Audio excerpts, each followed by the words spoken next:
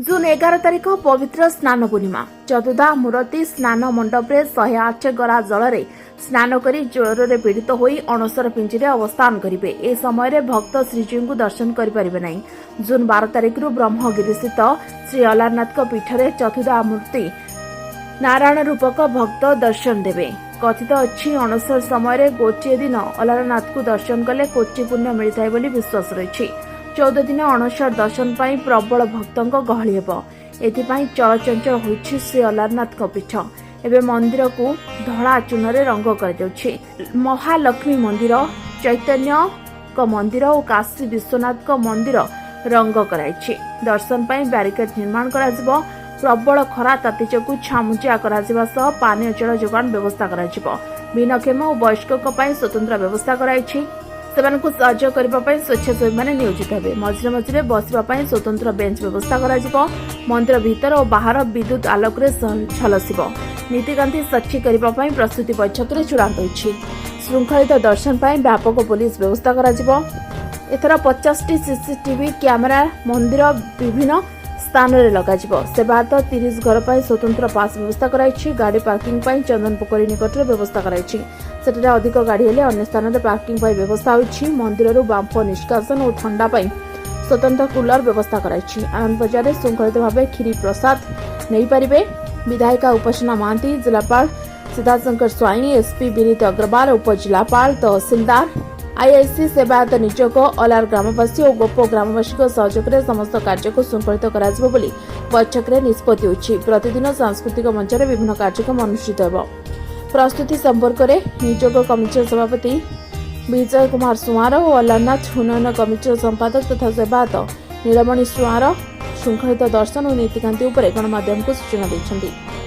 मो ना नीलमणि सुआर, मु अलारनाथ महाप्रभुंकर जड़े सेवायत एवं अलारनाथ उन्नयन परिषदर संपादक अच्छी। आसंता 12 तारिख ठारू जून 12 तारिख ठारू अनवसर उत्सव अलारनाथ पीठ में आरंभ होची। तेणु यही अनवसर महोत्सव को आखि आगे रखी विभिन्न प्रकार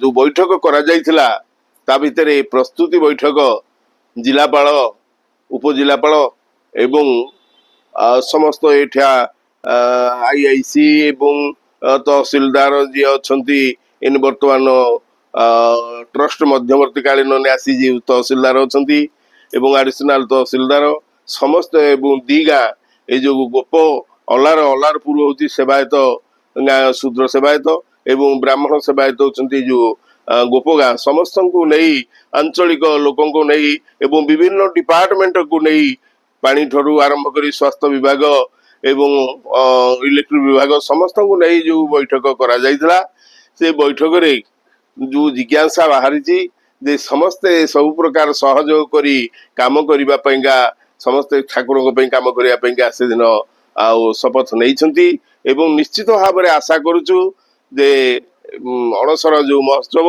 ये निश्चित भाव में भल भाव में आग को बढ़िबो एवं श्रृंखलार सहित लोक माने दर्शन करिवे।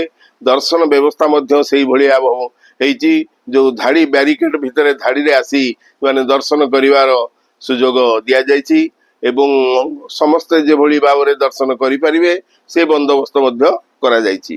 तापरे सांस्कृतिक कार्यक्रम तापरे खीरी भोग प्रचुर परिमाण रे खीरी भोग पाइबा पाई समस्त यात्री सुविधा करा जायछि।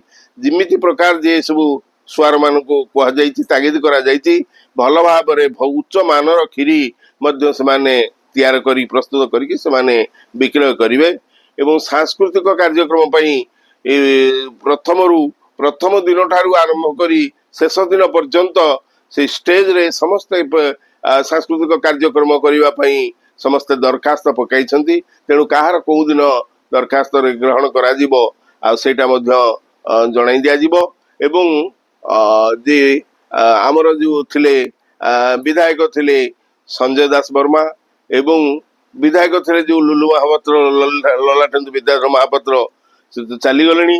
बर्तमान से झील जो एमएलए अच्छा सी गोटे दिन स्टेज रे प्रोग्राम करबा पेंगा भजन प्रोग्राम करिवे एवं आउ गोटे दिन संजय दास वर्मा से मध्य प्रोग्राम करि आउछंती एटा तार चिराचरित भाव चली आसी निश्चित भाव में फुलफिल करी सांस्कृतिक कार्यक्रम लोक उपभोग करने सुजोग देवे। पुरीରୁ ସୁଧାଂଶୁ କରଙ୍କ ରିପୋର୍ଟ ଓଟି ଲାଇଭ୍। ଅଧିକ ଖବର ଦେଖିବା ପାଇଁ ଓଟି ଲାଇଭ୍ କୁ ସବସ୍କ୍ରାଇब କରନ୍ତୁ ଏବଂ ଏହି ଖବରଟିକୁ ଅଧିକରୁ ଅଧିକ ସେୟାର କରନ୍ତୁ।